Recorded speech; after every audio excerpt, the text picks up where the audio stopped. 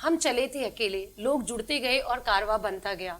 प्रज्ञान RS academy में आज इसी कारवा को देखते हुए कई सारे आरएस ऑफिसर्स मेरे साथ बैठे हैं और आज हम बात करने वाले हैं उन्हीं आरएस ऑफिसर से जो एक बहुत लंबी जर्नी के बाद आज इस मुकाम पर पहुंचे हैं जहां पर उन्होंने आरएस ऑफिसर बनके अपने आप को सफल सिद्ध किया है। तो आइए हम बात करते हैं उन्हीं आरएस ऑफिसर से।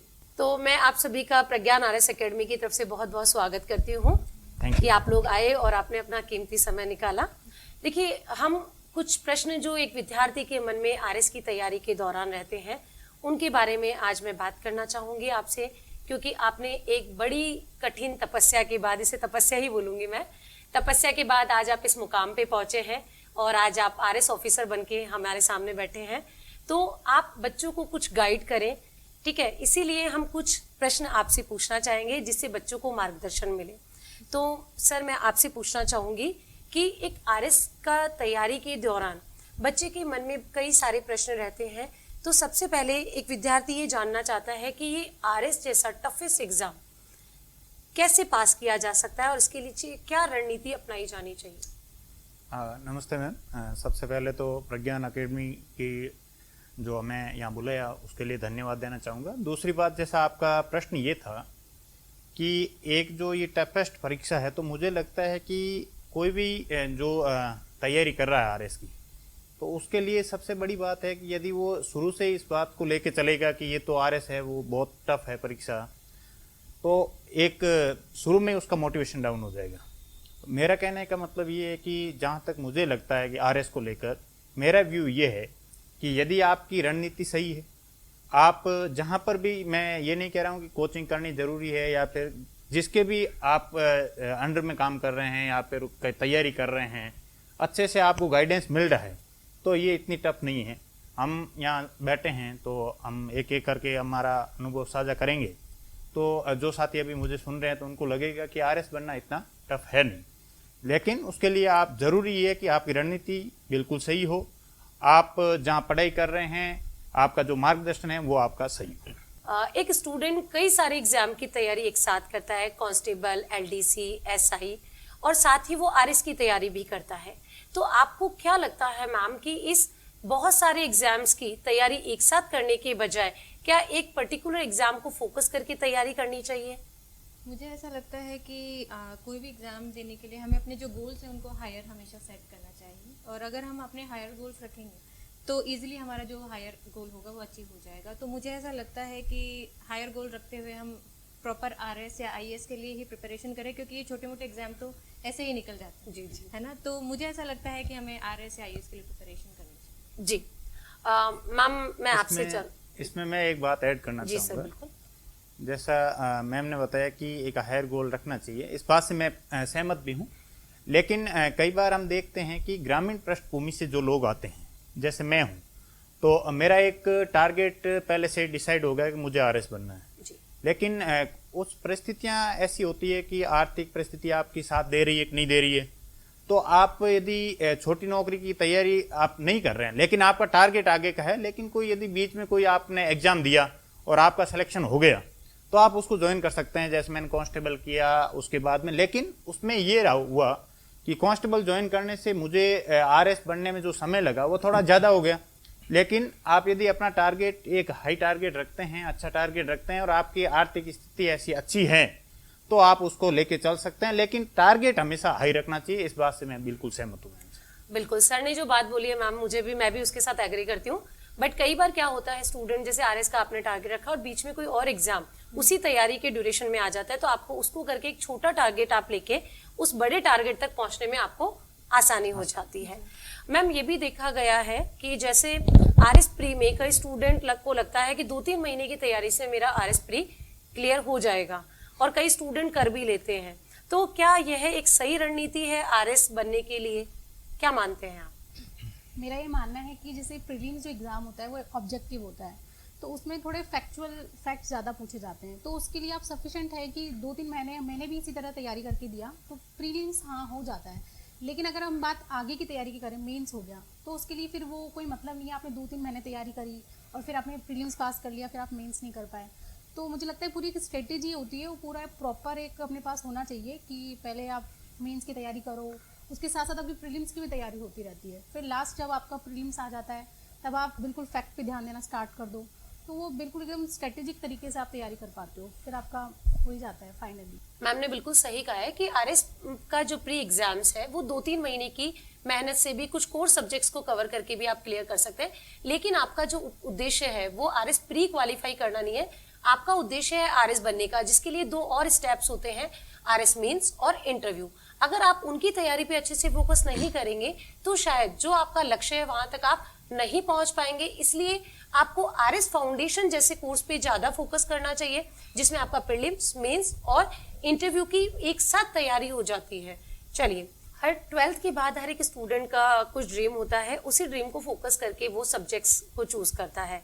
जैसे कुछ लोग आर्ट्स को चूज करते हैं, साइंस को चूज करते हैं एंड कॉमर्स को चूज करते हैं, लेकिन बाद में जब वो सिविल सर्विसेज में जाना चाहते हैं तो उनको कंफ्यूजन रहता है कि कौन सा ऐसा सब्जेक्ट है जो कि मुझे सिविल सर्विसेज में जाने के लिए या आईएएस आरएस बनने के लिए ज़्यादा हेल्पफुल होगा। तो इसके बारे में आप स्टूडेंट्स को गाइड कीजिए सर। जी मैम, एक्चुअली अगर देखा जाए तो सब्जेक्ट्स का अपना एक महत्व है। हर स्ट्रीम एक महत्वपूर्ण सब्जेक्ट्स का एक ग्रुप लेकर चलती है।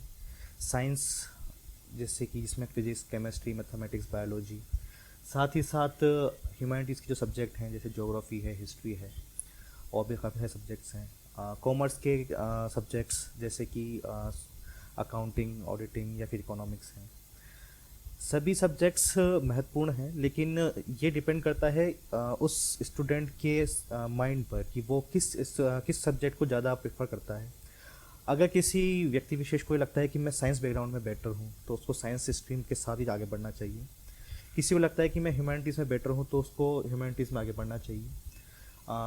आईएएस और आरएस के जो पैटर्न है उसमें थोड़ा डिफरेंस है। आईएएस में जैसे हम एक ऑप्शनल चूज़ करते हैं, तो अगर आपका फाउंडेशन जो कि 11-12 होता है वो अगर आपका स्ट्रॉन्ग है और फिर आपके बाद उसके बाद ग्रेजुएशन और पोस्ट ग्रेजुएशन या मास्टर या पीएचडी तक अगर वो एक सब्जेक्ट को लेकर चलता है तो वो जो सब्जेक्ट है वो काफ़ी ज़्यादा स्ट्रॉन्ग हो जाता है। जबकि आरएस में जर्नलाइज पेपर होते हैं, 4 पेपर जो होते हैं वो जर्नलाइज पेपर होते हैं, तो सभी जो सब्जेक्ट्स हैं उनका बराबर वेटेज एक तरह से हो जाता है।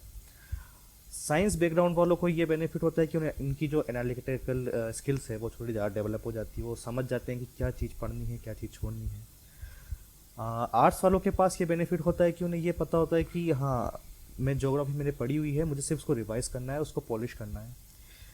कॉमर्स वालों के साथ थोड़ी दिक्कत ये होती है कि हाँ, आरएस में कॉमर्स का जो पार्ट है थोड़ा कम होता है, लेकिन बीइंग मैथमेटिकल स्टूडेंट उनके पास ये बेनिफिट होता है कि वो फ्लेक्सिबल होते हैं, वो साइंस भी पढ़ सकते हैं, वो कॉमर्स भी पढ़ सकते हैं और आर्ट्स तो वो पढ़ ही सकते हैं। सर, ग्रेजुएशन में आपके पास क्या सब्जेक्ट रहे थे? मैम, मेरे पास पीसीएम, फिजिक्स, केमिस्ट्री और मैथ सब्जेक्ट्स थे। 11-12 भी मैंने इन्हीं के साथ किया और ग्रेजुएशन में भी मैंने इन्हीं को परस्यू किया। सेकेंड ईयर में जब मैं था यानी कि 4th सेमेस्टर में, तब मैंने आरएस की प्रिपरेशन स्टार्ट की थी और फाइनल ईयर के साथ मैंने आरएस प्रीलिम्स जो है उसको पास किया था। जी, एक बात मैं ऐड करना चाहूँगा इसमें। जैसा कि मेरे साथी ने बताया कि इसमें इतना ज़्यादा फर्क नहीं पड़ता है, इसमें मैं इनके साथ में कुछ बातों से एग्री हूँ। कुछ एक बात है कि जो मैथ है ना, मैथ को लेकर मैं एग्री नहीं हूँ, क्योंकि 2000 पहले आरएस में एक मैथ का पेपर भी होता था, साइंस मैथ का पेपर होता था 200 नंबर का। उसमें मेरे 200 में से 45 मार्क्स हैं, और अब की बार जैसे मैथ हटने के बाद में मेरे 102 मार्क्स हैं। तो मैथ को लेकर तो मैं नहीं हूँ सहमत। बाकी इतना फर्क नहीं पड़ता, सभी कर लेते हैं, लेकिन जब मैथ था तो वो एक तरफा जाता था स्कोर। बाकी तो कर लेते हैं, क्योंकि अभी आरएस में जैसा कि मेरे साथी ने बताया था कि इसमें लगभग सब शामिल कर लिया। आर्ट्स भी है, साइंस भी है, कॉमर्स भी है, विधि भी है, एथिक्स भी है, मतलब कुछ छोड़ा है नहीं इन्होंने। वो तो देखो इक्वल प्लेटफॉर्म दिया गया है हर एक सब्जेक्ट को। आप देखेंगे तो कॉमर्स के सब्जेक्ट भी इसमें मिलेंगे, आर्ट्स के भी मिलेंगे, साइंस के भी मिलेंगे, और हर एक स्ट्रीम का क्या अपना पढ़ने का तरीका अलग होता है, अपनी स्ट्रेटजीज अलग होती है, वो उस पर डिपेंड करता है। लेकिन सर, मुझे ऐसा लगता है कि मैथ को एक लेवल तक ऐड करना चाहिए, ज़्यादा टफेस्ट लेवल नहीं, 10th तक के लेवल को अगर रखें तो उससे क्या होता है कि जो स्टूडेंट जो होता है, जो ऑफिसर बन के आगे जाएगा, तो उसका एक एनालिटिकल जो परसेप्शन है वो इंक्रीज होकर रहेगा। क्योंकि हम जब फील्ड में काम करते हैं तो हमें ये देखने को मिलता है कि काफ़ी बार हमको इस तरीके की गुना भाग, ये तरीके की चीज़ें करनी पड़ती है। तो तो आई थिंक कि मैथ्स का पार्ट होना चाहिए, उसको ज़्यादा टफ ना रख के 10 तक का लेवल होना चाहिए ताकि वो एक इक्वल प्लेटफॉर्म सबके लिए। मैम आपके पास क्या सब्जेक्ट था? मेरे पास बायोलॉजी था, जूलॉजी, बॉटनी एंड केमिस्ट्री। जी। मैम आपके पास क्या सब्जेक्ट थी ग्रेजुएशन में? मैं English literature, political science and history, तो ह्यूमैनिटीज था आपके पास। तो मैम अगर मैं देखूं तो सर आपके पास भी ह्यूमैनिटीज था, जी। मैम के पास साइंस था, आपके पास ह्यूमैनिटीज एंड सर आपके पास भी साइंस था। तो अगर हम देखें तो 4 ऑफिसर्स में 2 के पास साइंस और 2 के पास ह्यूमैनिटीज था। तो ऐसा नहीं कहा जा सकता कि सिर्फ ह्यूमैनिटीज वाले जो सब्जेक्ट हैं, ठीक है, उनसे आरएस ऑफिसर बनना या उसको क्लियर करना ज़्यादा आसान है, क्योंकि हर एक सब्जेक्ट का अपना वेटेज दिया गया है आरएस जैसे एग्जाम्स में कि स्टूडेंट को कहीं पर भी इम्बैलेंस फील ना हो। सर मेरा अगला जो प्रश्न है वो जो हर स्टूडेंट के माइंडसेट में रहता है कि जब भी हम मार्केट से कुछ भी स्टडी मटेरियल परचेज करते हैं तो कई सारा कंटेंट मार्केट में अवेलेबल रहता है, तो स्टूडेंट अक्सर ये कंफ्यूज हो जाता है कि कौन सा कंटेंट ऑथेंटिक है, किसको पढ़ना चाहिए, किसको नहीं पढ़ना चाहिए, यानी उसे एक एलिमिनेशन का जो प्रोसेस है वो क्लियर नहीं होता है। तो इसके बारे में कुछ बताएं। स्टडी मटेरियल को लेकर मेरा तो खुद का क्या कहते हैं अनुभव ये है कि आपके पास में पहले आपका कोई साथी सेलेक्ट हुआ है, उससे पूछ लो आप, या फिर अभी स्थितियां ये है कि हर एक सिलेबस की लाइन पे आपको मटेरियल मिल जाएगा, आप बिल्कुल कंफ्यूज हो जाओगे कि पढ़ना क्या है। तो इसलिए ये ज़रूरी है कि आपका कोई साथी जो पहले से सेलेक्ट हो रखा है उससे पूछ लो आप, वो आपको जो बताएं, या फिर किसी आप संस्थान से पढ़ रहे हैं, किसी मार्गदर्शन में आप पढ़ रहे हैं, तो आपको वो जो बताएं उसी पे आप फोकस करें। बस आप एक प्रश्न को लेकर कि कभी कहीं टेस्ट सीरीज देने जा रहे हैं और एक प्रश्न आपके उस मटेरियल से नहीं आया, तो आप उस एक प्रश्न के लिए एक किताब ला रहे हैं, तो ये बिल्कुल ही अच्छी बात नहीं है, और ना तो किताब पढ़ी जाती है और ना ही बाद में आप कभी रिवाइज कर पाते हैं। तो इससे बढ़िया है कि आप जो मटेरियल पढ़ रहे हैं उसी को बार बार रिवाइज करें, और यदि कोई एक आधा प्रश्न ऐसा आ भी जाता है तो उसके लिए आप लिख लो, उसी प्रश्न को लिख लो और उसको ऐड ऑन कर दो। जी, आपका जो प्रश्न है वैसे काफ़ी अच्छा प्रश्न है। तैयारी के दौरान मैंने ये बात ज़रूर सुनी थी किसी से, जो हमारे सीनियर्स हमें बताते थे कि आरएस में क्या पढ़ना है उससे ज़्यादा ज़रूरी ये जानना है कि हमें क्या नहीं पढ़ना है। तो ये क्योंकि सिलेबस इतना वास्ट है, आपको काफ़ी चीज़ें कंफ्यूज करेंगी क्या पढ़ना है क्या नहीं पढ़ना है। ऑथेंटिक सब्जेक्ट अगर हम देखना चाहें तो या ऑथेंटिक सोर्स अगर हम देखना चाहें तो सबसे अच्छा है आरबीएससी की जो बुक्स हैं वो, या एनसीईआरटी की जो बुक्स हैं वो। अगर हम उनको बेस बनाते हुए किसी कोचिंग संस्थान या फिर किसी रेफरेंस बुक को एक इन्हांसमेंट के तौर पर इसका इस्तेमाल करें तो ये ज़्यादा बेटर होगा। नोट्स बनाने के लिए एक सबसे अच्छी जो प्रक्रिया मैंने अपनाई या फिर जो मैंने समझी है कि आप एनसीईआरटीज़ या फिर जो ऑथेंटिक बुक्स है जो माध्यमिक शिक्षा बोर्ड की है, आप उनको लीजिए, उनके आप शॉर्ट नोट्स बनाइए। कोई रेफरेंस बुक है जो आजकल काफ़ी सारे आपको यूट्यूब चैनल है या फिर कोचिंग संस्थान है या आपके जो मार्गदर्शक है उन पे विश्वास करके, एक विश्वास बहुत ज़रूरी है इसमें कि आप विश्वास करके उनको अपने पास रखें और उससे अपने नोट्स को इन्हांस करें और उसको बार बार रिवाइज करें। एक चीज़ को 100 बार पढ़ना ज़्यादा बेटर है 100 चीज़ को एक बार पढ़ने से। कंपाइलेशन नहीं होना चाहिए। मेन ये है कि अगर आप मार्केट में गए 100 तरीके की चीज़ें आपको मिलेंगी और अगर आपने उन सबको अपने घर पे लाके रख लिया तो आप खुद ही उनको देख के डर जाओगे और फिर आपकी प्रिपरेशन उससे बिल्कुल हैम्पर करेगी। तो सबसे ज़्यादा इंपॉर्टेंट ये है कि आप आरबीएससी एनसीईआरटी की बुक को बेस बना के आपका जो भी कोचिंग संस्थान है जिससे आप गाइडेंस ले रहे हैं उससे अपने जो इन्हांसमेंट अपने नोट्स का करें और उसको। मेरा तो यही मैटर रहा है हमेशा कि क्वालिटी ज़्यादा मैटर करती है, क्वांटिटी नहीं। तो हमेशा ये है कि आप बहुत ज़्यादा मैंने कोई बुक्स इकट्ठी नहीं की। जैसे मैं जनरली जाती हूँ, कभी काफ़ी मेरे जो तैयारी कर रहे थे फ्रेंड्स, तो उनके पास ऐसे ढेर लगा रहता है बुक्स का, तो मुझे कभी अट्रैक्ट नहीं किया क्योंकि मुझे पता है कि इससे कुछ नहीं होगा। मैंने अपने आप को हमेशा समझा के रखा कि नहीं, लिमिट सोर्स रखेंगे और बार बार रिवाइज करेंगे इसी चीज़ को।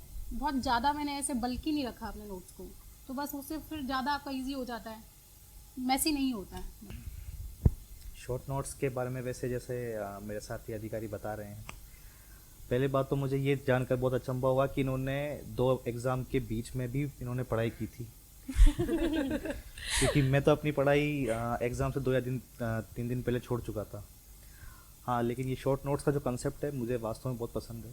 मैंने खुद ने भी शॉर्ट नोट्स बना रखे थे और शॉर्ट नोट्स बनाने का मेरा तरीका भी काफ़ी अलग था। जैसे जो मेरे साथी ने बताया, अनुमान जी ने, कि शॉर्ट नोट्स का मतलब ये नहीं है कि आप 10 पेजों को अगर 5 या 7 पेजों में आप उसको कंपाइल कर रहे हैं तो शॉर्ट नोट्स नहीं है। मेरे शॉर्ट नोट्स होते थे जैसे मैं 10 या 12 जो चैप्टर है उनको एक पेज में, मतलब पेज वाइज होता था। मेरा जो शॉर्ट नोट्स का कंसेप्ट था वो था चैप्टर वाइज। तो 10 या 12 चैप्टर्स को मैं एक शॉर्ट नोट्स बनाता था उसके एक पेज पर, जिसमें मैं सिर्फ एक जैसे अ ब स द, तो अ से अगर मुझे कुछ याद है कोई वर्ड तो वो अ से लिखा हुआ है, ब से अगर मुझे कुछ याद है तो वो ब से लिखा हुआ है, जिसमें एक ट्रिक भी होती थी।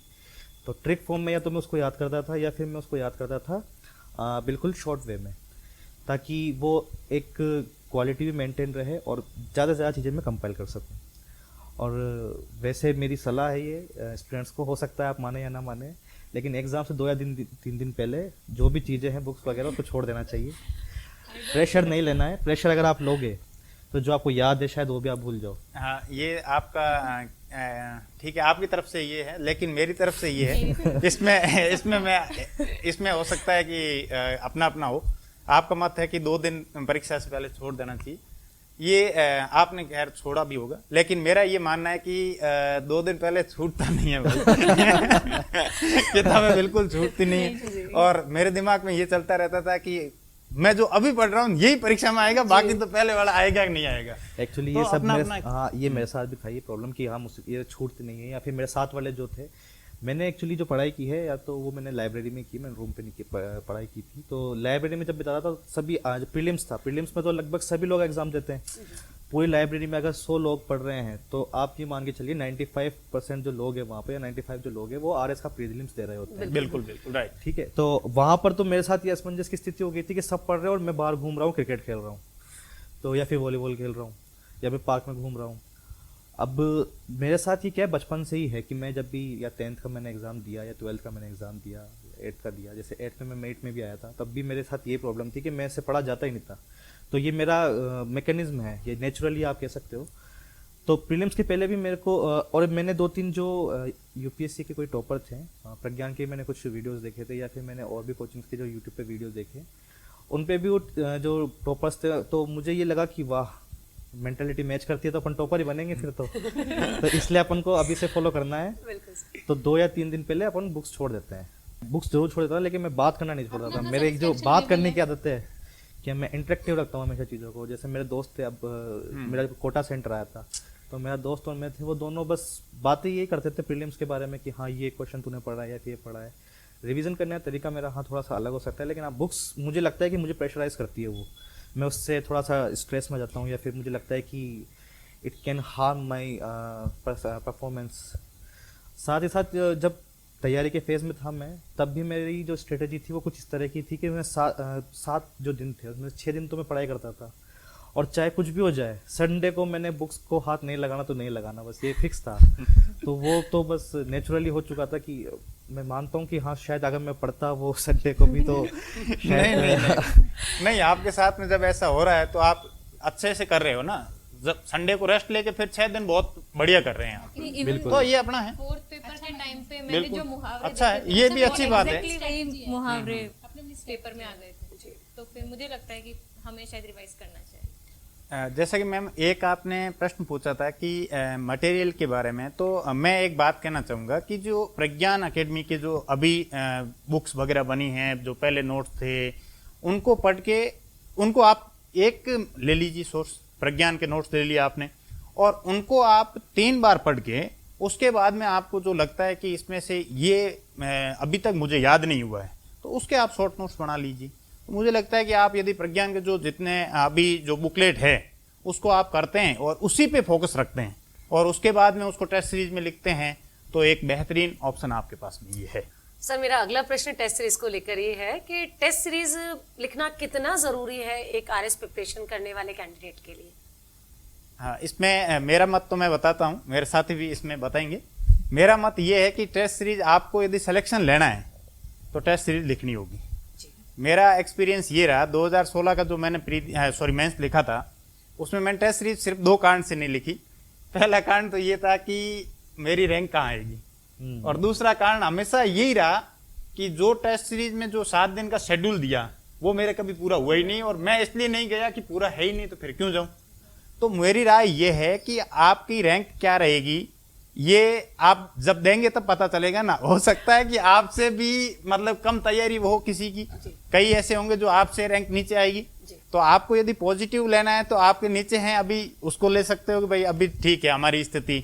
और एक जैसे आप थोड़ा सा तनाव भी, सकारात्मक तनाव, यू स्ट्रेस और डी स्ट्रेस तरह यू स्ट्रेस लीजिए कि भाई मेरे स्थिति ऐसी है और मेरे से इतने ऊपर है तो अब की बार मैं अच्छा कर सकता हूँ। तो मुझे लगता है कि 100% टेस्ट सीरीज देनी चाहिए। मेरे 100 नंबर प्लस हुए थे इस टेस्ट सीरीज में। मैं कहना चाहूँगा सर ने जैसा कहा है कि रैंक, जब मैंने मेरा पहला टेस्ट दिया था तो मेरी नीचे से सेकंड रैंक थी नीचे से।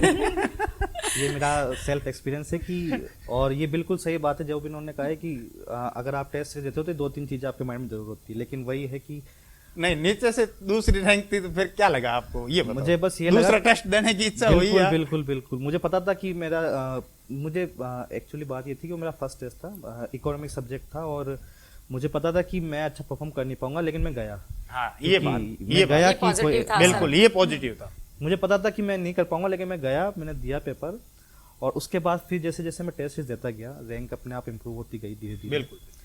और मेरा तो ये था कि मैंने लगभग 100 या 200 के आसपास मैंने टेस्ट पेपर लिखे होंगे मेंस की, अलग अलग कोचिंग्स के, जिसमें काफ़ी सारे स्प्रिंग बोर्ड है, प्रज्ञान है, या फिर पतंजलि हैं, अच्छे संस्थान हैं, काफ़ी सारे संस्थानों के मैंने टेस्ट पेपर लिखे। प्रीवियस टेस्ट के मैंने पेपर्स काफ़ी थे वो सॉल्व किए। प्रीलिम्स के मैंने काफ़ी सारे पेपर सॉल्व किए अलग अलग कोचिंग्स के। और ये आपकी गलतियों को सुधारता है। कई चीज़ें होती है जो हमको ना तो नोट्स में मिलती है, ना बुक्स में मिलती है, ना हम कभी बातचीत में सुनते हैं, वो आपको मिलती है टेस्ट पेपर में सीधे। बिल्कुल। तो वो चीज़ें आपको कहीं नहीं मिलेगी, वो आपको टेस्ट पेपर में ही सीखने को मिलेगी। कई बार आपकी जो राइटिंग स्किल्स है वो इम्प्रूव नहीं हो पाती है, ना तो आप वो क्वेश्चन ही कभी आप फेस नहीं करोगे कि मान लीजिए आप नॉर्मली जैसे एक क्वेश्चन हमारे 2018 में आया था कि राष्ट्रपति चुनाव में क्या क्या कमियां हैं। किसी टेस्ट सीरीज में मुझे कभी नहीं दिखा, कभी किसी पेपर में कभी नहीं दिखा, किसी टेक्स्ट बुक में कभी नहीं दिखा, लेकिन मैंने टेस्ट इतने लिखे थे कि मैं उस क्वेश्चन को अटेम्प्ट कर पाया। राइट।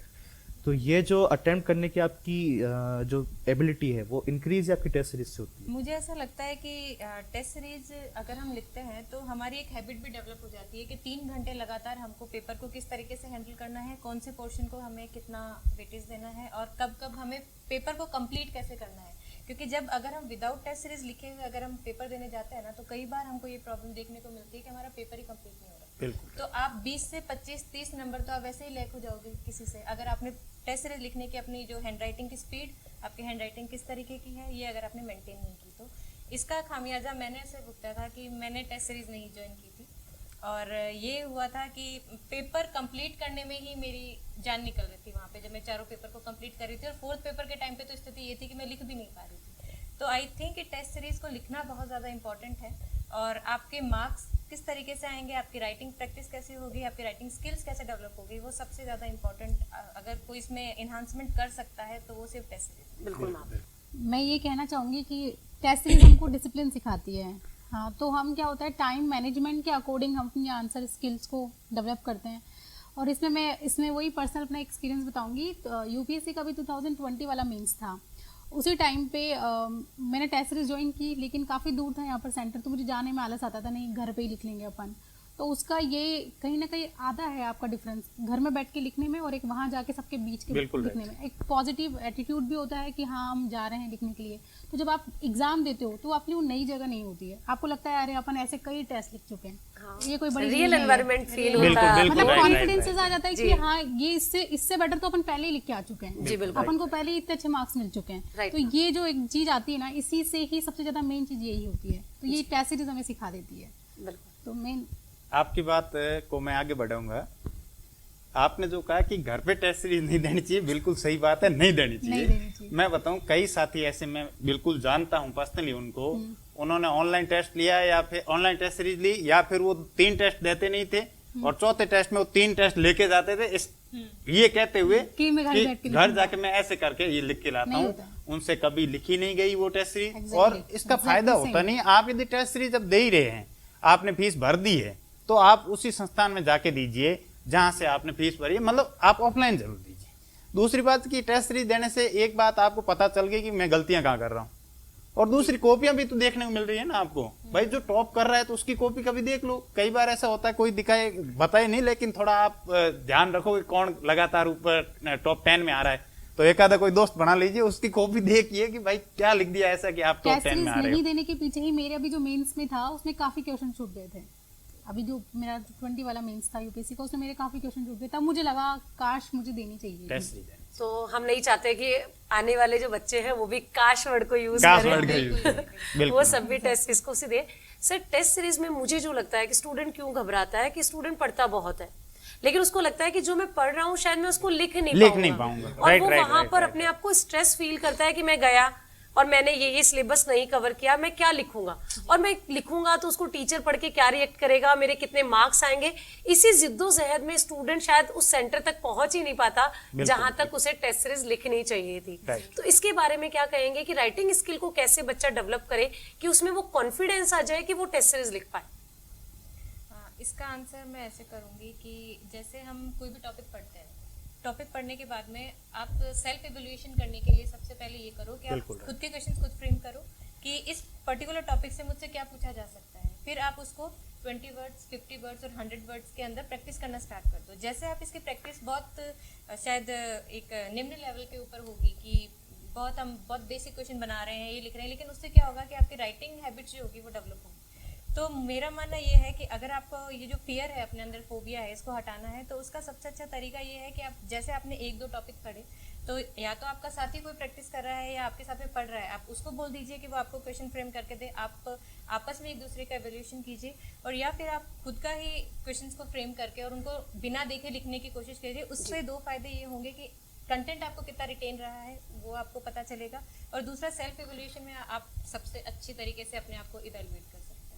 बिल्कुल। मेरा तो ये मानना है कि जैसे टेस्ट सीरीज हम देते हैं तो उसके साथ साथ में हमें जो आरपीएससी के खुद के जो लास्ट ईयर के पेपर्स हैं उसको एक बार अपन राइट। को लिख लेना चाहिए। उससे ये होता है कहीं ना कहीं हमें ये पता लगता है कि क्या हमारा पढ़ने का तरीका वो है, क्या वही लेवल है, क्या वहाँ अप्रोच हमारी सही है कि नहीं है। अगर हम वहाँ पहुँच ही नहीं पाते तो फिर वो क्या मतलब है उस पढ़ने का। तो थोड़ा वो अपन को अप्रोच दिखा देती है। फिर उसके साथ में आप जब टेस्ट सीरीज देते हो तो आप अपने क्वेश्चन के आंसर स्किल में ये डेवलप करो कि उसमें फैक्ट भी हो, थ्योरी भी हो, आपकी एनालिटिकल प्रोसेस भी हो कि क्या सही है क्या गलत है। इस तरह का अगर आप कॉन्क्लूड तरीके से पढ़ोगे तो वो आपका ज़्यादा अच्छे से डेवलप हो पाएगी। इसमें मैं साथियों की बात को और ऐड करूंगा, 2-3 सब पॉइंट है। एक आपने बताया कि फैक्ट्स भी हो और थ्योरी भी हो, ये बिल्कुल ज़रूरी है। कई बार जो एग्जामिनर होता है उसको हो सकता है उसको ऐसा हो कि भाई फैक्ट नहीं लिखा इसलिए नंबर काट दिए, या फिर कोई एग्जामिनर ऐसा भी हो सकता है कि भाई फैक्ट ही फैक्ट लिख दिए इसलिए नंबर काट दिए। तो आप फैक्ट और थ्योरी दोनों को साथ लेके चलें। आप डायग्राम बनाएं, डायग्राम में भी ऐसा नहीं है कि हर पूरी कॉपी डायग्राम से भर दी, कुछ डायग्राम अलग हो, कुछ आप अलग अलग डायग्राम बना लें, कुछ ऐसे पैरा में भी लिखें। और दूसरी बात, जैसे एक आपने बताया कि अपने फ्रेंड्स को कहो कि वो लिख के प्रश्न दे दें, ये बहुत ज़रूरी है कि आप कम से कम, ये मेरा एक्सपीरियंस है कि आपके साथ में आपके विचार मिलते हो, ऐसे 2 या 3 दोस्त, मतलब 4 जनों का ग्रुप बना लो आप, लेकिन ज़रूरी ये है कि उसमें आपके विचार मिलते हो। आपका दोस्त आपको ये ऐसे नहीं कि ये प्रश्न तो परीक्षा में आ सकता है और आपको बता नहीं रहा, चुपचाप वो अकेला ही पढ़ रहा है कि इसको नहीं बताऊं, तो ऐसा नहीं हो। आप थोड़ा देख लोगे तो धीरे धीरे ऐसा दोस्त मिल जाएगा कि भाई मेरे को तो मिल गया, सबको मिल जाता है, ऐसा कोई नहीं। 4 दोस्त रखो, 3-4 दोस्त आपको वो पढ़े और आप भी उनके साथ पढ़ो, और धीरे धीरे वो कंपटीशन वाली भावना 3 इडियट्स मूवी वाली आ ही जाती है कि टेस्ट दे के आए आप और किसी के साइंस सब्जेक्ट है और उसको साइंस में आ रहे 90 और आपके आर्ट्स है और आपको आ रहे हैं 100, तो वो साइंस वाला अपने आप ही ऐसे कहता है कि यार इसको कैसे आ गया। तो फिर कंपटीशन की भावना एक मतलब अच्छी कंपटीशन वाली, हेल्दी कंपटीशन होना चाहिए। तो एक ये ग्रुपिज्म वाला भी मेरी तरफ से था। आंसर राइटिंग में वैसे तो मेरे सभी साथियों ने काफ़ी चीज़ें बता दी है, लेकिन इसमें मैं कुछ चीज़ें ऐड करना चाहूँगा। आंसर राइटिंग वैसे कोई एक दिन का खेल नहीं है या फिर कोई एक महीने का खेल नहीं है। इट्स अ प्रोसेस जो आपको लगातार कंटिन्यू रखना है। देखिए, आंसर राइटिंग का एक सबसे इम्पोर्टेंट पक्ष ये होता है कि जब आपके सामने दो थाली रखी हो, दोनों खाने में बहुत क्वालिटी रखती है, लेकिन एक देखने में अच्छी लग रही है और देखने में एक अच्छी नहीं लग रही है। तो जो देखने में अच्छी लग रही है पहले ध्यान उसी की तरफ जाएगा और उसी को पहले कोई चूज़ करेगा। तो आपका प्रेजेंटेशन कितना अच्छा है वो आपकी आंसर राइटिंग बताती है। जैसा कि बाकी जैसे हमारे हनुमान जी ने बताया कि आप फ्लो चार्ट बनाई है ये, या फिर आप डायग्राम्स बनाई है। जैसे अगर आप ज्योग्राफी है, ज्योग्राफी में आप मैप्स बनाइए, मैपिंग करना बहुत इंपॉर्टेंट है। जैसे हिस्ट्री, जैसे लोग मैंने काफ़ी चीज़ें ये ऑब्जर्व की थी अलग अलग टेस्ट सीरीज़ में जब मैं गया था। जैसे प्रज्ञान में भी यहाँ पे काफ़ी सारी चीज़ें हैं जो हमको सिखाती है। जैसे मैंने एक चीज़ यहाँ पे ये सीखी थी कि जब आप हिस्ट्री है तो आप हिस्ट्री में डायग्राम कैसे बनाएंगे। तो हिस्ट्री में जब डायग्राम बनाने की बात आती है तो जैसे हम देखते हैं कि एक क्वेश्चन था नॉर्मली कि मुगलकालीन जो शासन था उसमें जो पेंटिंग्स थी वो किस तरह की थी। तो हम उसमें एक ग्राफ बनाते हैं कि नीचे लिख देते हैं शासकों के नाम ये और ऊपर लिख देते हैं उसका स्तर पेंटिंग का। तो जैसे हम जब चलते हैं तो नीचे से ऊपर जाते हैं। शाहजहाँ के टाइम पे पीक पे होती है और फिर वो नीचे जाती है औरंगजेब। तो ये एक तरह से एक क्रिएटिविटी भी दिखाती है आपकी, और ये भी दिखाता है कि आपने उस चीज़ को किस तरह से एनालाइज किया है। बिल्कुल राइट। तो ये एक आपकी क्रिएटिविटी जब क्रिएट होगी जब आप लगातार चीज़ों को लिखोगे। ये बहुत बेहतरीन पॉइंट है। हाँ, साथ ही साथ अगर आप ये भी चीज़ देखो कि आंसर राइटिंग आपकी कब बेहतर होगी, जब आप चीज़ों को लिंक करना स्टार्ट करोगे। सबसे इम्पोर्टेंट है करंट अफेयर्स। जब करंट अफेयर्स को आप हिस्ट्री और प्रेजेंट सिनेरियो से कनेक्ट करना सीख जाते हैं तब आपकी आंसर राइटिंग एक अलग स्तर पे होती है। जब आप हिस्ट्री की बात कर रहे होते हैं या फिर आप नॉर्मली एक क्वेश्चन आता है जैसे कि एलपीजी रिफॉर्म्स की बात जब हम कर रहे होते हैं, या फिर इकोनॉमिक्स में काफ़ी है, या फिर पॉलिटिकल पॉलिटी जो है उसमें भी काफ़ी सारे अमेंडमेंट वगैरह है जो आते रहते हैं।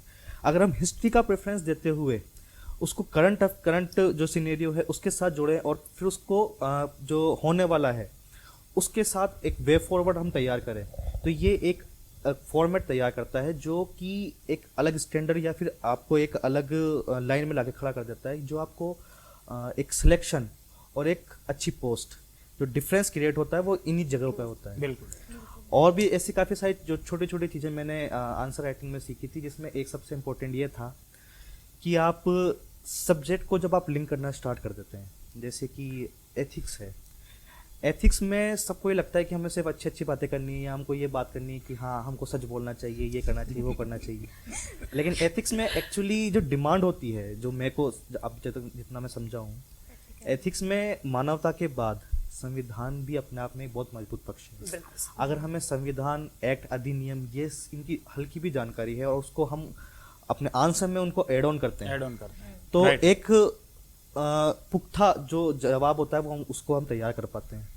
तो ये सब चीज़ें जो है ये लगातार आपकी एक सतत जो प्रयास है आपके उससे तैयार होती है। जो प्रज्ञान है उसके द्वारा भी ये जो एक इनिशिएटिव है वो चलाया गया है। लगातार हर बच्चे को एक पेज, कम से कम आप एक पेज तो लिखें। पर डे से लिखना शुरू करेगा तो वो फर्स्ट डे से। बिल्कुल। जैसे जो मेरे मेंटोर थे उन्होंने मुझे यही सिखाया था कि आप कुछ भी लिखो, आप कविता ही लिखो चाहो तो, आप चाहो तो आप चुटकुले लिखो, लेकिन आप लिखो और फिर आप धीरे धीरे चीज़ों को जब आप पढ़ते हैं, जैसे कि आप काफ़ी सारी जो मैगजीन्स होती है जैसे मूमल है या फिर विजन IAS है या फिर दृष्टि है, आप नोट्स पढ़ते हैं, फिर आप उसको साथ में जो डेटाज है उसको आप साथ में जोड़ते हैं, चीज़ों का आप साथ में लिखते हैं, तो धीरे धीरे आपका जो परफॉर्मेंस है वो आपको बेटर होता दिखेगा और आप फिर सिलेक्शन से मेरिट की तरफ चल जाएंगे। वो ही सबसे इम्पोर्टेंट होता है कि वो किस तरह से हम चीज़ों को आगे बढ़ाते हैं। तो हम ये बोल सकते हैं कि कोई रॉकेट साइंस नहीं है आंसर राइटिंग, बस ये है कि आपको शुरू से एक कंटिन्यूटी में प्रयास करना चाहिए,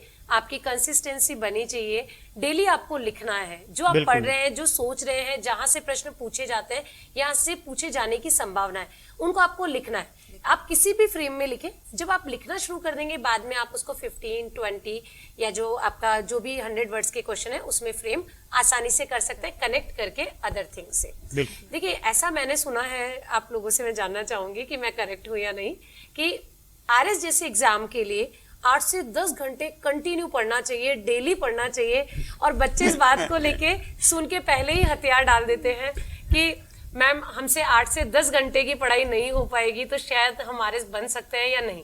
एक डाउट हमेशा मन में रहता है। तो क्या आप सब ऑफिसर्स को भी ये लगता है कि 8 से 10 घंटे पढ़ना जरूरी होता है इसके लिए? सबसे पहले मैं इसका आंसर दे देता हूँ, क्योंकि मुझे पता है मेरे जो आंसर होगा उसका कटाक्ष काफ़ी सारा होने वाला है। मुझे लगता है शायद कि जो भी सेलेक्ट हुए सबसे कम मैंने पढ़ाई की होगी।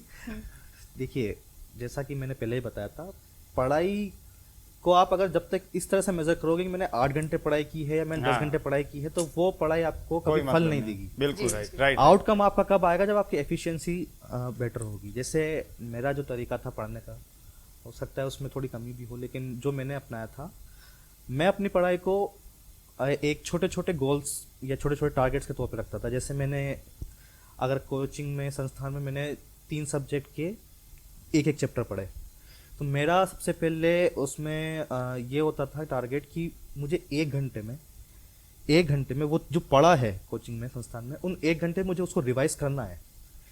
1 घंटे में हो या नहीं हो मुझे पता नहीं है। पहले मेरा टारगेट रहता था 2 घंटे, तो 2 घंटे से ज़्यादा 2.5 घंटे भी लग जाते थे मुझे। लेकिन जब मेरा 2 घंटे होने लगा तो मैंने अपना टारगेट कम करके 1.5 घंटे में करना स्टार्ट किया कि 1.5 घंटे मुझे उसको रिवाइज करना है। फिर जैसे मेरा वो टारगेट अचीव हुआ, फिर मैंने उसको कम करके 1 घंटे पे लाया, मुझे 1 घंटे में वो रिवाइज करना है।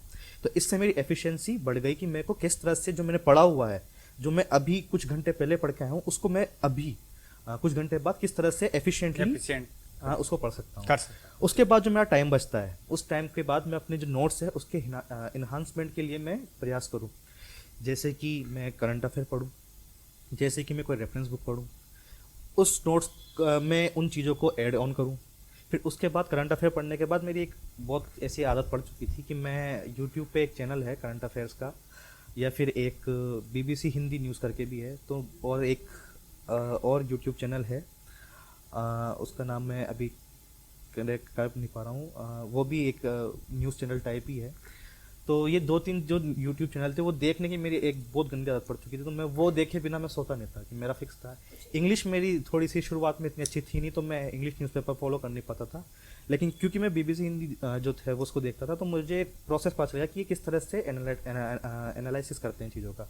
फिर धीरे धीरे मैंने 1 घंटा, जो मेरा 2 घंटे वहाँ जा रहे थे कि रिवीजन में, जो मैंने कम करके 1 घंटे पे लाया था, तो 1 घंटा मैंने अपने न्यूज़पेपर को देना स्टार्ट किया। बिल्कुल। तो ये चीज़ें आपको यूटिलाइज किया टाइम यूटिलाइज का। की थी, हाँ। जी, तो जी। ये, और फिर उसके बाद अपने आप को ब्रेक दीजिए। बहुत जरूरी है कि आप अपने आप को ब्रेक दें। आप बर्न आउट हो जाएंगे। हमको ये समझना होगा कि हम मशीन नहीं है, हाँ, हम जी, इंसान बिल्कुल हैं। सर।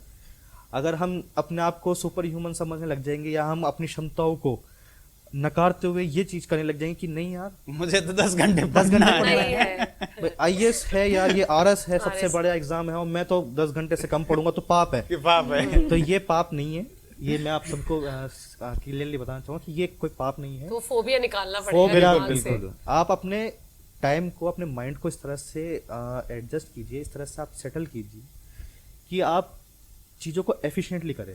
आउटकम आना चाहिए। टेस्ट सीरीज आप दीजिए ताकि आपका एफिशिएंसी आपको पता चले।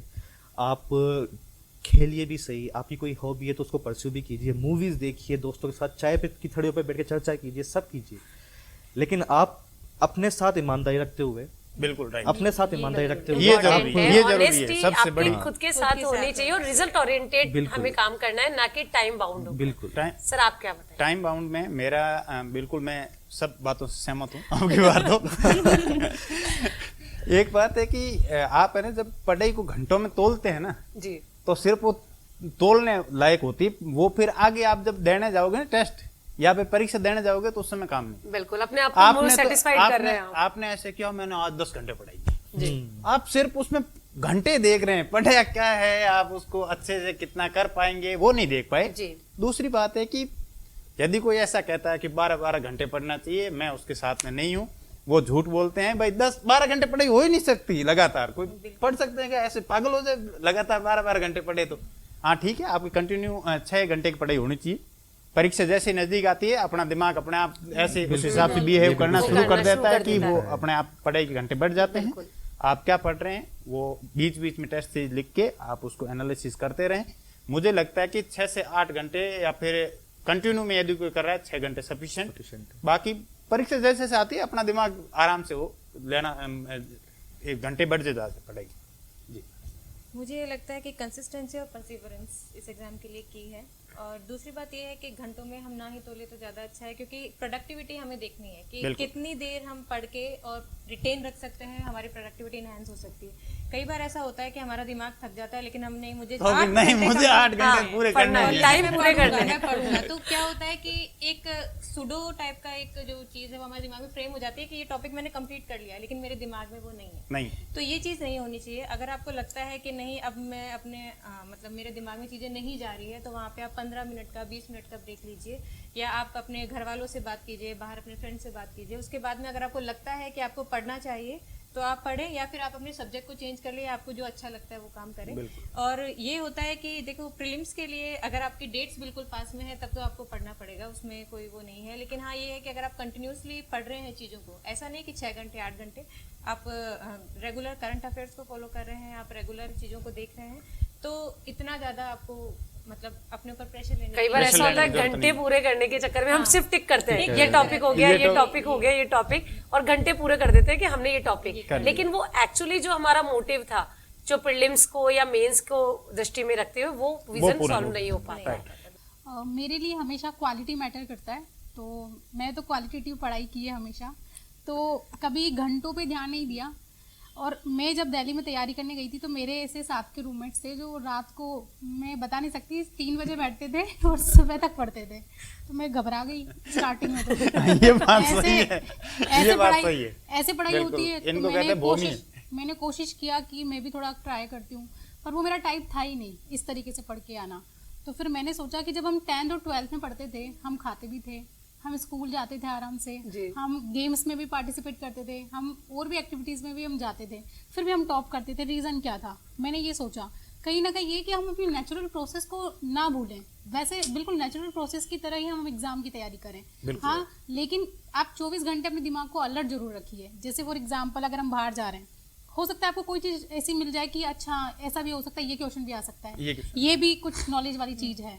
जैसे कि मेट्रो पे हम जाते हैं तो कुछ पेंटिंग्स लगी होती है कि ये हिमाचल की है, ये गुजरात की है, तो आप थोड़ा अलर्ट और अवेयर रहिए। आपको ये नहीं बोल रहे कि आप 24 घंटे पढ़िए, 4 घंटे बहुत है, 4 से 6 घंटे मतलब इसका मतलब है कि कान नाक आँख सब खुले होने Alert चाहिए, रहिए, एक aware मल्टी डायमेंशनल अप्रोच होनी चाहिए स्टूडेंट के पास कि जहां भी जाए दिमाग में एक ही टारगेट रहे, आरएस। टारगेट हमेशा वही रहे, लेकिन आप उसको घंटों में मत बदलो। मतलब ये है कि 4 से 6 घंटे बहुत होता है और हम भी उतना ही कर सकते हैं, एज ए ह्यूमन बॉडी हम भी इतना ही दे सकते हैं। फिर उसके बाद तो आप अलर्ट रहिए, 100% फिर तो हो ही जाता है। जी जी जी। सर अभी आपने एक चीज ऐड किया था कि मैं सोशल मीडिया पे 2-3 घंटे या जो मैं करंट अफेयर्स पढ़ता था, लेकिन मैंने जहां तक सुना है कि सभी जो टीचर्स हैं, मेंटर्स हैं, जो गाइड हैं, वो हमेशा ये बोलते हैं कि इस प्रिपरेशन के दौरान, सिविल सर्विसेज की प्रिपरेशन के दौरान सोशल मीडिया से जितना ज़्यादा हो सके दूर रहे, और हर बच्चा कोशिश भी करता है कि सोशल मीडिया से दूर रहे। तो क्या ये ज़रूरी है कि सोशल मीडिया से दूर रहा जाए, और या उसके बिना यह एग्ज़ाम क्वालिफाई नहीं किया जा सकता?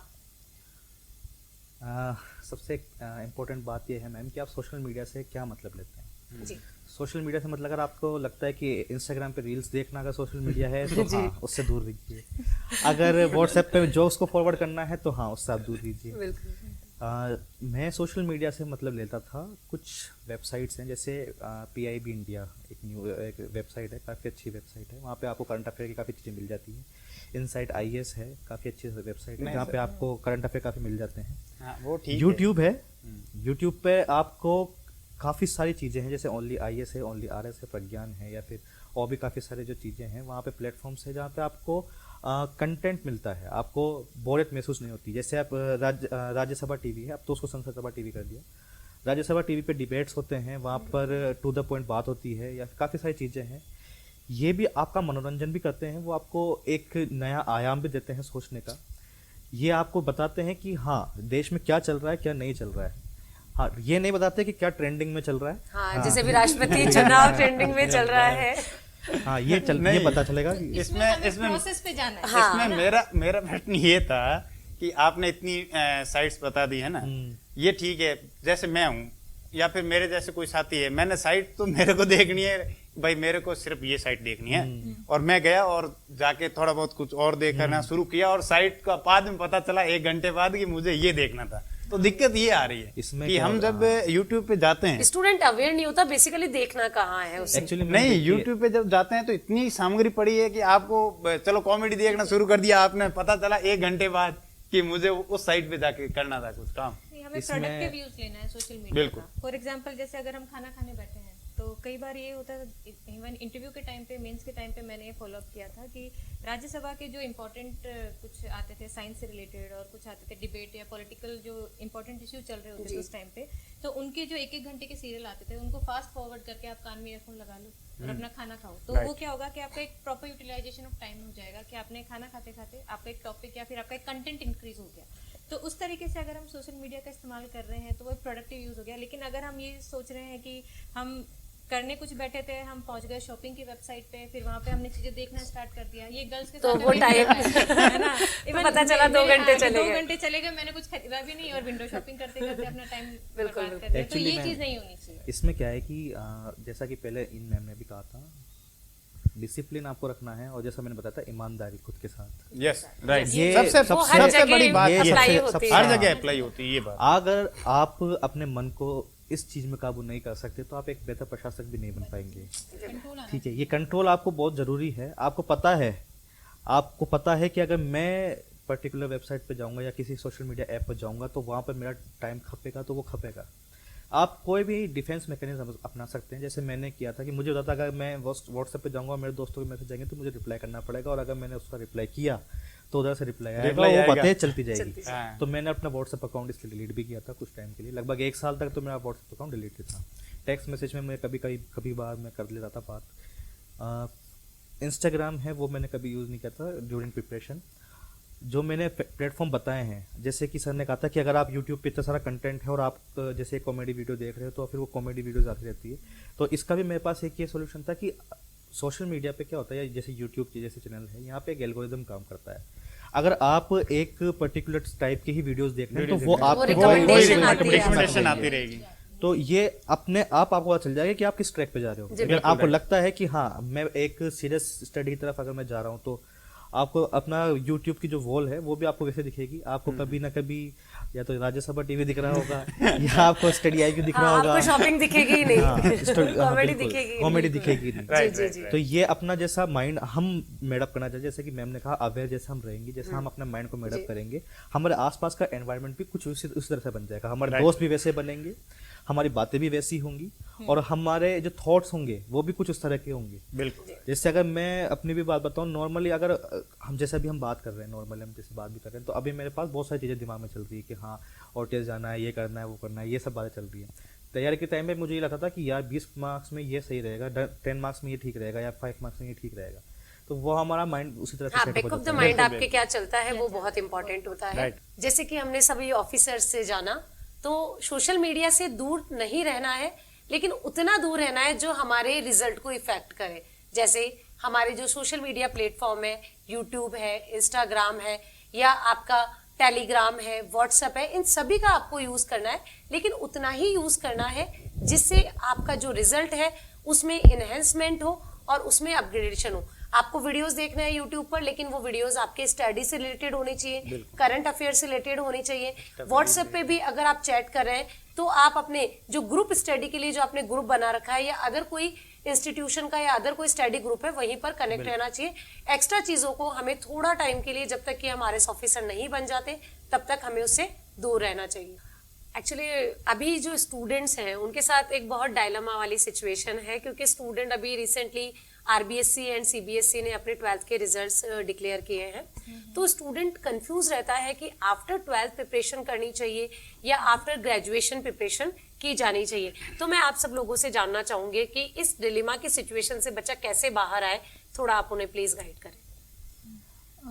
मेरा ये मानना है कि 12th के बाद से ही हमें जैसे मेरा ड्रीम था 9th के बाद ही मेरा सेट हो गया था कि मुझे आईएएस और आरएस करना है, तो वैसे ही अपना हमारी इतनी मैच्योरिटी हो जाती है 10th के बाद कि हाँ अपन को इस लाइन में जाना है, तो वैसे ही 12th के बाद से ही हमें तैयारी अवेयर चालू हो जाना चाहिए कि अवेयरनेस आ जानी चाहिए कि हमें ये पढ़ना चाहिए, वैसे तो उस टाइप के हमें टॉपिक्स कवर करने चाहिए। फिर उसके साथ साथ धीरे धीरे अपनी फर्स्ट ईयर सेकंड ईयर में आप जब पढ़ रहे हो तो आप अपने कोर्स को भी उतना ही टाइम दो, लेकिन साथ में आप अवेयर रहो कि भाई इस टाइप के क्वेश्चन आते हैं आरएस में या आईएएस में, ऐसा आते हैं, तो उससे क्या होता है आपकी अप्रोच डेवलप हो जाती है, तो वो आपको इजी रहता है। तो 12th के बाद से ही आप थोड़ा सा तैयारी चालू कर दीजिए, और अब तो आप देखिए नीट वगैरह की भी तैयारी करते हैं तो बच्चे 12th के बाद से ही चालू कर देते हैं, तो वो मुझे लगता है कि इस IAS और RS दोनों के लिए आपको 12th के बाद ही प्रिपेयर हो जाना चाहिए। वो आपको ज़्यादा एफिशिएंसी और प्रोडक्टिविटी देता है। जी मैम। मुझे ऐसा लगता है कि आजकल के बच्चे काफ़ी स्मार्ट हैं और बहुत ही यंग एज में वो डिसाइड कर लेते हैं कि उनको अपना कौन सा स्ट्रीम चूज़ करना है। तो अगर किसी बच्चे का ऐसा ड्रीम है कि उसे आगे जाके प्रशासनिक सेवाओं में जाना है, तो आई थिंक कि वो अपने जो पूरी स्टडीज़ को है उस तरीके से फॉर्मुलेट करे। फॉर एग्जांपल 11th-12th में जैसे ह्यूमैनिटीज़ के सब्जेक्ट अगर हमें ज़्यादा हेल्प कर रहे हैं, तो ह्यूमैनिटीज़ जैसे सब्जेक्ट में इंपॉर्टेंट जो सब्जेक्ट्स हैं, हिस्ट्री, पॉलिटिकल साइंस, ज्योग्राफी, इनको लेके वो अपनी ग्रेजुएशन और 12th को स्टार्ट करे। मेन इसका जो फ़ायदा ये रहता है कि एक तो उनका बेस ऑलरेडी स्ट्रांग हो जाता है ऐसे एग्जाम्स के लिए, और दूसरा क्या रहता है कि अगर वो उसके साथ में किसी कोचिंग का गाइडेंस ले रहे हैं तो वो उनके ग्रेजुएशन में तो हेल्प करेगा ही, और साथ में क्या कि जो ड्यूरेशन लगता है ग्रेजुएशन के बाद में बच्चे को प्रिपरेशन करने के बाद में फिर वापस सिलेक्शन के लिए, क्योंकि आप देखते हैं कि RS का जो एक बैच निकलता है उसमें लगभग 3 से 4 साल निकल जाते हैं। तो अगर कोई स्टूडेंट ऐसा है जो पहले से ही प्रिपेयर होकर बैठा है